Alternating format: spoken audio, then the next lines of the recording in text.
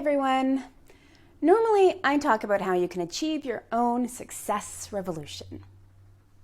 As if I've got it all figured out, as if I've already achieved it. But today, I'm going to get a little more vulnerable with you. Because it's certainly not all rainbows and butterflies, is it? It's not easy making a massive life change. And today, I want to address that. But first of all, let me introduce myself. My name is Deidre Helmig, your guide to a success revolution, and I'm bringing you along for the ride of my own success revolution. So I want you to subscribe to my YouTube channel to get more videos just like this one. So one thing I've heard from women that want to make a big life change is that they just don't have time. They know that they have a ton of unrealized dreams and that they're in a place in their lives where they're ready to prioritize those dreams. And yes, wouldn't it be great to just step into that space, to just say, yep, it's dream realization time now. But there just isn't all the time in the world to do this, is there? Many say to me, I still have an 8-hour-a-day job. I still have a marriage and I have kids that need me. I have volunteer commitments. I have a garden that needs weeding. I have a house that still needs to be managed. I have aging parents and I have to help them out. I have friends that I literally haven't seen for a year because of this pandemic. And man, I'd sure like to set aside some time to see them.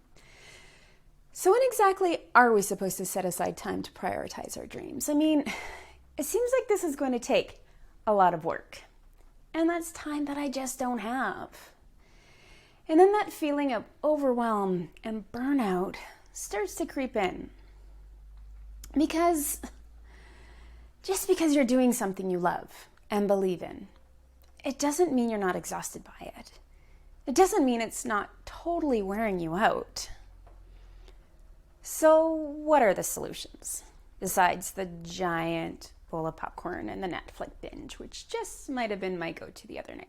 Well, after a great sleep, I woke up and I reminded me of a few key things, and I want to remind you of those too. First of all, and this comes from Kate Northrup, body first, business second. No matter what, your body comes first. That morning for me, for the first time in a long time, I meditated and I stretched and I walked. I spent a ton of time outside, breathing fresh air, hanging out with the trees, and it did me a world of good. An hour in the forest somehow allowed me to accomplish so much more with my day.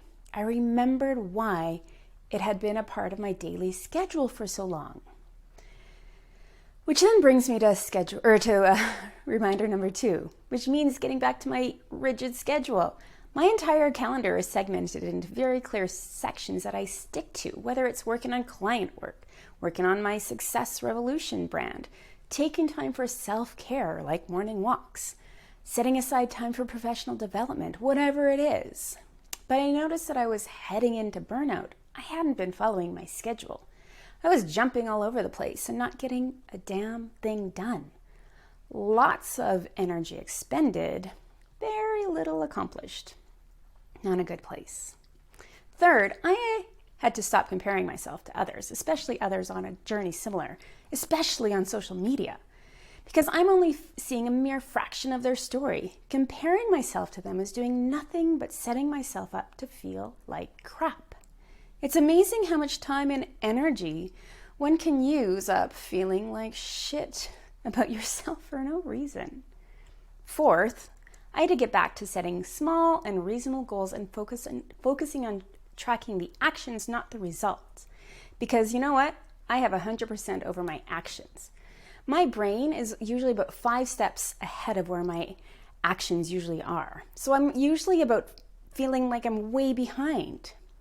So if I'm tracking my actions, then I can actually see what I've accomplished and I can celebrate that. Yeah, I want to make sure my actions are having the results I need them to, but the celebration is in the action, not in the result. Seeing the progress in my actions demonstrates how far I've come, how well my time has actually been used. Which brings me to reminder number 5, the celebration. I needed to remind myself to celebrate the wins, all of them, even the teeny tiny ones. I'm not going to wait until I've had a massively successful launch or until I see what profits I've made at my year end. I'm going to celebrate what I've built. Even if it's imperfect, I'm going to celebrate the relationships I've built, the growth I've had. And these celebrations are tiny. Maybe it's a new plant. Maybe it's a midday nap, an evening ice cream with my family, simple things like that. So these are reminders that I needed to give myself as I felt my body sliding into overwhelm and burnout. And I know that if you're watching this, then you are ambitious.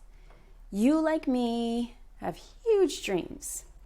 And I hope that the reminders that I give myself to keep burnout and overwhelm away help you keep these at bay as well.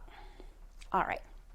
So make sure to subscribe to my YouTube channel so you'll be the first to know when the next video drops. All right. I'll see you next week.